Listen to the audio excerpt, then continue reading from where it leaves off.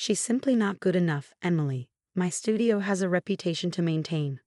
I watched my sister-in-law, Amanda's perfectly manicured fingers drum against her mahogany desk as she delivered this verdict about my 12-year-old daughter, Sophie. The late afternoon sun streaming through her office window caught the diamond tennis bracelet I'd heard her bragging about, a small gift she'd bought herself with the studio's success. Sophie's been dancing here for 6 years, I said, fighting to keep my voice steady.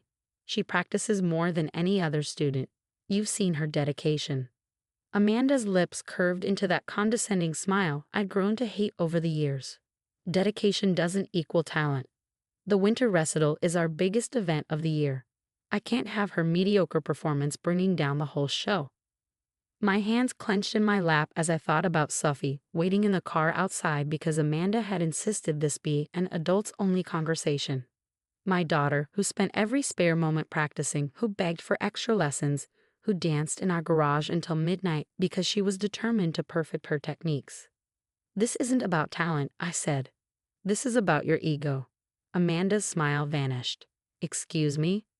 Ever since Sophie won the regional junior solo competition last spring, the one where your daughter Lily placed third, you've been finding reasons to criticize her.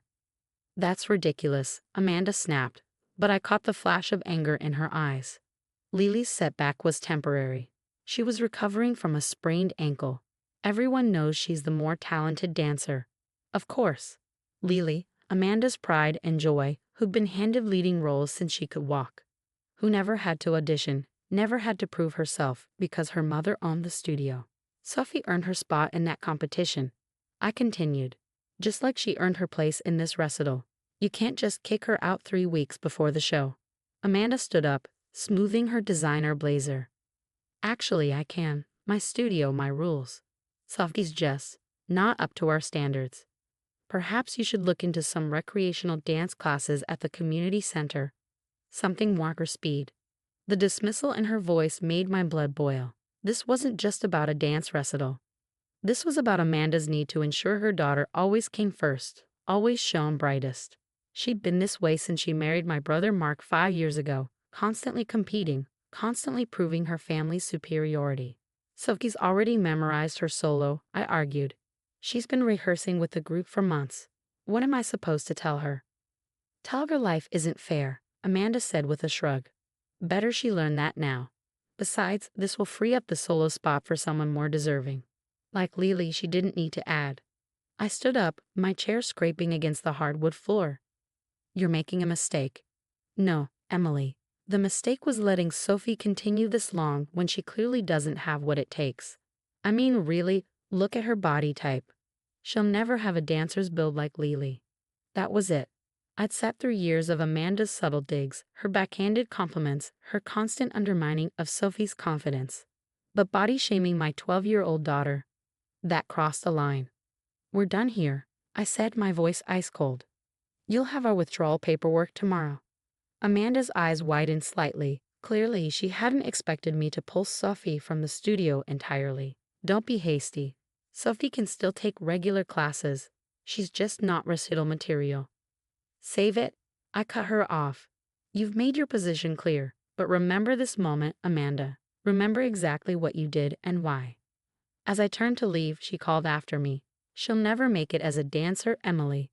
You're only setting her up for disappointment. I closed the door on her words and walked through the studio's lobby, past the walls lined with photos of past performances. Sophie was in many of them, always in the back row, always in supporting roles, while Lily dominated the center spots. How had I not seen it sooner? Sophie looked up as I approached the car, her face hopeful. She pulled her long brown hair into her signature neat bun, wearing her favorite practice leotard. Ready to rehearse, as always. My heart clenched. What did Aunt Amanda say? Can I still do my solo? I took a deep breath, sliding into the driver's seat. No, honey. She doesn't think it's the right time. Sophie's face fell, but she quickly tried to hide it. Oh, okay, maybe next time. Actually, I said, starting the car, we're going to be leaving Amazing Grace Dance Studio. What? But Mom, all my friends are here, and the recital. I know, sweetheart, but sometimes we need to make hard choices. Trust me, this is for the best. As we drove home, Sophie fell silent, staring out the window. I could almost see her dreams crumbling, and it broke my heart. But I also knew my daughter. Beneath her quiet exterior was a determination that Amanda had completely underestimated. What my dear sister-in-law didn't know was that I'd already been in talks with Madame Dubois, a retired principal dancer who taught advanced students privately. I'd seen her watching Sophie at competitions, had noticed her thoughtful expression. Last week, she'd approached me about private lessons. "Your daughter has something special," she'd said. "Raw talent is common. Dedication like hers is rare." I glanced at Sophie in the rearview mirror, saw the tears she was trying to hide, and made a decision. Amanda thought she was crushing a young dancer's dreams. Instead, she was about to witness what happens when you push someone to prove you wrong. "How about we stop for ice cream?" I suggested. "I have something exciting to tell you about your dance future." Sophie met my eyes in the mirror, a spark of hope returning. She had no idea what was coming, but I did. In 3 months, the National Youth Dance Competition would show Amanda exactly what she'd thrown away. The first time Sophie walked into Madame Dubois' home studio, I saw something shift in her expression. Gone were the mirrors covered in motivational quotes about perfection and excellence that had dominated Amanda's studio. Instead, simple ballet bars lined the walls, and afternoon sunlight streamed through tall windows onto the hardwood floors. Madame Dubois herself was nothing like Amanda. In her 60s, with silver hair pulled back in a neat chignon, she carried herself with the quiet confidence of someone who had nothing to prove. "So," she said, her French accent subtle but present, "you're the young dancer everyone underestimates." Sophie glanced at me nervously, but Madame Dubois continued, "Good. Being underestimated is a gift. It means you can surprise people." Over the next few weeks, I watched my daughter transform. Under Madame Dubois' guidance, Sophie's dancing evolved from technically precise but cautious to something more powerful. She was no longer dancing to please Amanda or match Lily's style. She was finding her own voice. "Your daughter has fire," Madame Dubois told me one afternoon as Sophie practiced. "At your sister-in-law's studio, they tried to contain it. Here, we let it burn." The changes weren't just in her dancing. Sophie's confidence grew. She stood taller, smiled more often. The constant anxiety about measuring up to Lily's standards melted away. Of course, Amanda couldn't resist trying to check up on us. She sent my brother Mark to casually ask about Sophie's dancing during family dinner. "I heard she's taking lessons from some retired dancer," Amanda interjected, picking at her salad. How quaint, though I suppose it's better than nothing. I caught the familiar smirk playing at her lips, the one that said she was still certain she'd won. Let her think that, I decided. She'd find out soon enough. "Sophie seems happy," Mark offered, earning a sharp glance from his wife. "Happiness doesn't win competitions," Amanda replied. "Just look at Lily's trophy collection. That comes from proper training at a real studio." I bit back a response, remembering Madame Dubois' words. "Let your dancing do the talking." The National Youth Dance Competition was approaching fast. Sophie and Madame Dubois had crafted a contemporary solo that showcased everything Amanda had tried to suppress. Sophie's natural power, her emotional depth, her unique style. "This isn't just about winning," Madame Dubois reminded Sophie during their final rehearsal. "This is about showing the world who you truly are as a dancer." 2 days before the competition, I received a text from Amanda. "Heard Sophie's competing at nationals. How brave of her to put herself out there. Lily's solo is already generating buzz among the judges. Hope Sophie doesn't feel too disappointed when she sees what real talent looks like." I showed the message to Madame Dubois, who merely raised an eyebrow. "Your sister-in-law lacks class," she said simply. "But more importantly, she lacks vision. She sees dance as a trophy to be won, not an art to be lived." The morning of the competition, we arrived at the convention center to find it buzzing with activity.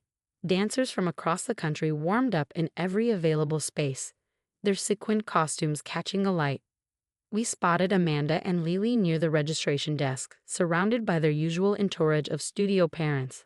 Amanda's face tightened when she saw us, but she quickly masked it with a bright smile.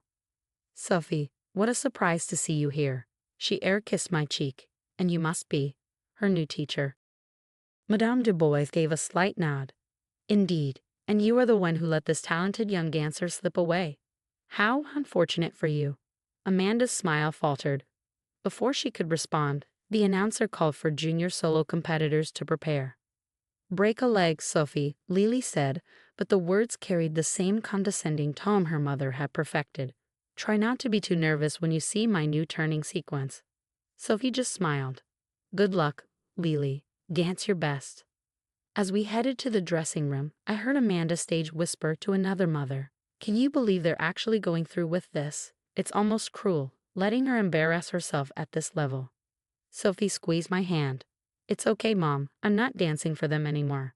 Watching from the wings, I held my breath as Sophie took the stage. The opening notes of her music filled the auditorium. Not the typical competition piece, but a haunting melody Madame Du Bois had discovered. From the first movement, I knew something special was happening. Sophie wasn't just performing her choreography. She was telling her story. Every leap, every turn spoke of resilience, of breaking free, of finding strength in being different. The audience fell completely silent. Even the judges leaned forward in their seats. When Sophie struck her final pose, there was a moment of absolute stillness before the auditorium erupted in applause. I caught a glimpse of Amanda's face in the crowd, her expression a mix of shock and dismay.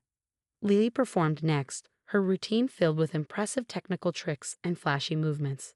It was exactly what the old Sophie had tried to emulate, but now it felt hollow somehow, lacking the emotional depth we just witnessed.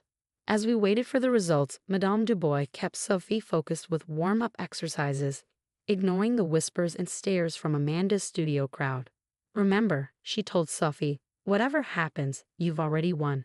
You found your truth as a dancer. That's worth more than any medal."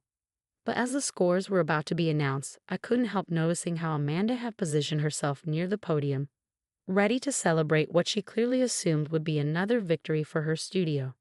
The announcer cleared his throat, and I reached for Sophie's hand. What happened next would change everything, not just for Sophie and Amanda, but for everyone who had ever been told they weren't good enough to follow their dreams. In third place, the announcer's voice echoed through the auditorium. From Elite Dance Academy, Madison Chen. Amanda shifted impatiently, her hand already on Lily's shoulder. She positioned them perfectly for the cameras, ready for what she clearly assumed would be another first-place victory. In second place, there was a pause that felt like eternity. From Amazing Grace Dance Studio, Lily Matthews. The confident smile froze on Amanda's face. Lily's shoulders slumped slightly before she caught herself, remembering her mother's constant lectures about maintaining proper appearance. "And your junior solo division champion with the highest score we've seen in this age group in over a decade." I felt Sophie's hand tighten in mine. From Independent Study under Madame Du Bois, Sophie Harrison. The auditorium erupted in applause. Madame Du Bois gave a small, satisfied nod, while I fought back tears of pride. But it was Amanda's reaction that caught everyone's attention. "This is impossible," she exclaimed, loud enough for those nearby to hear. "There must be some mistake. I demand to see the judges' scores." Sophie was already walking toward the podium when Amanda grabbed my arm. "What did you do?" she hissed.